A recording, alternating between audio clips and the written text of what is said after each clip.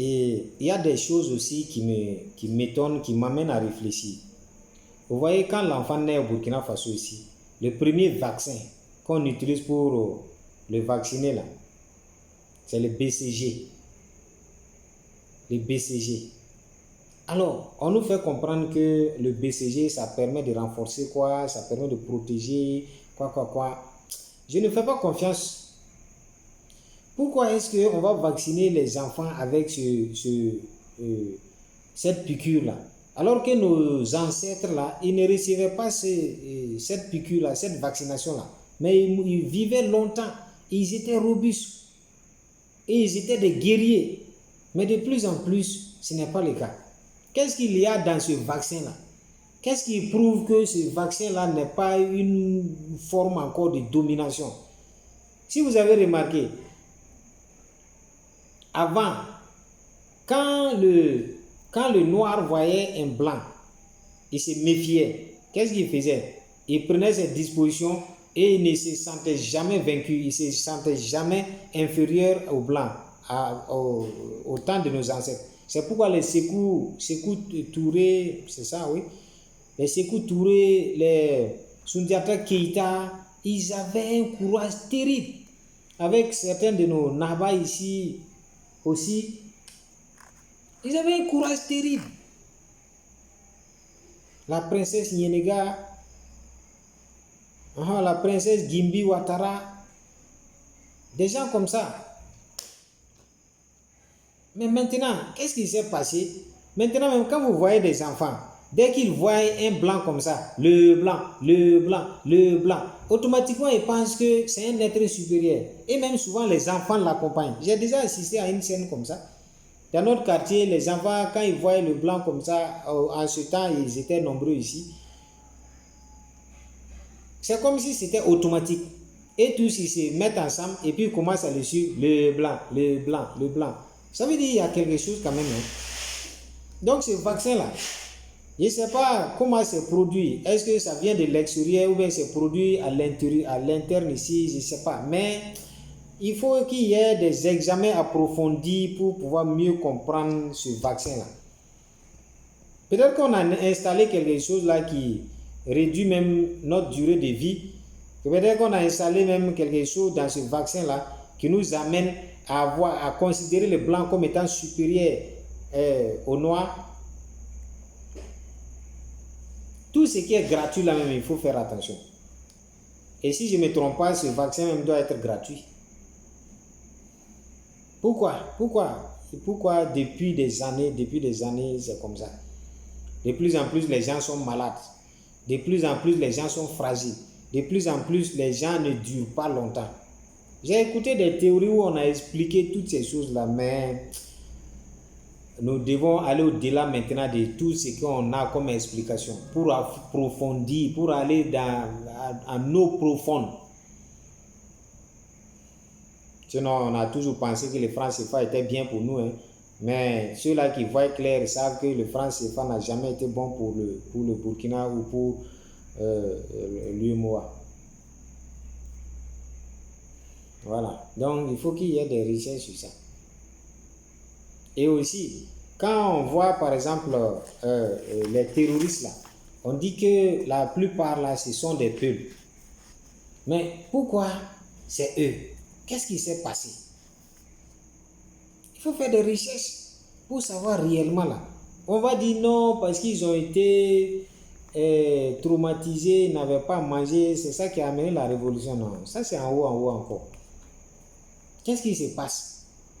Qu'est-ce qui se passe par rapport à leur manière de voir les choses, l'éducation et puis l'influence? Ou bien, il y a quoi exactement, c'est quoi?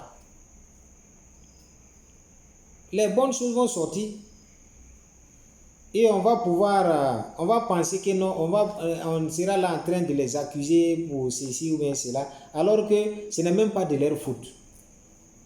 Donc si nous comprenons la cause, si nous comprenons le problème, on pourra résoudre ce problème-là. C'est comme le cas des Arabes aussi. Et ils sont reconnus comme étant des gens qui sont très, c'est-à-dire qu'ils sont très durs, très courageux, et quand ils décident de faire quelque chose là, ils vont à l'extrême. Et pourquoi c'est comme ça? Hein? Sundiata Keita, on sait que lui, c'était un guerrier, il était courageux. Pourquoi c'était comme ça? Donc toutes ces choses-là, nous devons chercher à comprendre. Si nous arrivons à comprendre, nous allons bâtir sur des socles, sur des fondements solides, sur des fondements basés sur nos cultures, sur des fondements basés sur nos valeurs. Et ce qui est bonne valeur sur le Peul, on va copier ça pour que ça soit une valeur nationale. Si c'est une bonne valeur aussi sur le Mossi, on va copier ça pour que ça soit une valeur nationale. Ou bien si c'est le Bobo aussi, que ça soit ainsi. Mais ce qui n'est pas une bonne valeur, par exemple, sur le Bobo, quand on écarte ça, ou sur le Mossi, quand on écarte ça, parce que clairement, il y a ce qui est bon dans chaque culture et il y a ce qui est mauvais aussi. Donc, nous pouvons arriver à faire en sorte que la culture soit harmonisée. Les mauvaises pratiques là, que ça soit éliminé au profit des bonnes pratiques. Il y a des bonnes pratiques dans toutes nos cultures. Et faire en sorte que ces initiatives, ces pratiques là, soient inculquées aux jeunes au moment de leur initiation. Dans la plupart de nos communautés, dans nos villages, là, il y a des initiations. Et chaque village essaie de faire ses initiations selon ce qu'il a hérité de ses parents. Mais nous pouvons nationaliser les choses, faire en sorte que cette initiation-là, ça soit mieux organisé. Parce que c'est là que l'éducation aussi, souvent c'est là même qu'on doit appeler l'éducation de base. Sinon l'école primaire, ça ne peut pas être une éducation de base. C'est les initiations là. Les gens croient plus à ces choses-là. Mais malheureusement, l'école est en train de faire comprendre que ces choses-là ne sont pas bonnes. Il y a des choses qui ne sont pas bonnes là-bas. Mais il y a des choses aussi qui sont bonnes, qui sont uniques. Donc il faut encourager ces choses, nationaliser ces valeurs-là, de telle sorte que quelle que soit l'initiation que vous allez faire, vous allez adorer vos grands-parents et puis autres là. Mais ces valeurs-là, vous allez les enseigner.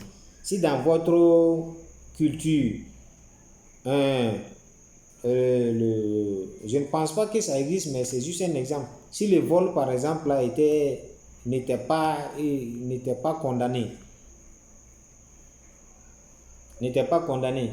que cela soit enlevé. Parce que vous n'êtes pas né pour vivre seulement au village. Ce sont des temps qui sont dépassés. Vous allez vivre en ville. Et si vous allez vivre en ville avec ces valeurs-là, vous serez un problème. J'ai vu dans le vieux Tierno qui était en train d'éduquer son enfant. Je sais que ce n'est pas trop la réalité, la vérité, mais ça enseigne quelque chose. Il dit à son enfant que bientôt tu seras en ville. Ce que tu dois savoir là, c'est que la ville, c'est le siège de l'injustice, c'est le foyer de l'injustice. Ou par exemple là, on applaudit pour comment on appelle, pour celui qui est pour le voleur, pour l'escroc, pour l'injuste. Et l'intègre là, on l'insulte. Bon, je paraphrase, je ne me rappelle pas exactement, mais c'est dans le livre de 6e. Donc vous voyez, quand ces choses par exemple là sont enseignées et que c'est comme ça que les gens voient les choses, ça cause un problème à la longue.